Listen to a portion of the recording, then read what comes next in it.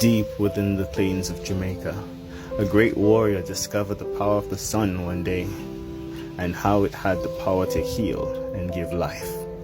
So he did his research and combined a variety of herbal plants and medicines just to harvest this great power, a once lost knowledge to the world. He discovered the power of chlorophyll. He then took on a one-man mission to heal the nation through the power of natural herbs and remedies. Through scientific research and extensive practices and new technologies that were once thought primitive to others, he combined 15 herbs that can heal all diseases and cleanse the blood.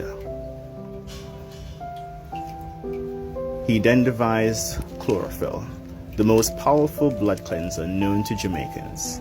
It detoxifies the body, it builds the immune system, and it also helps in weight loss. This is no ordinary feat.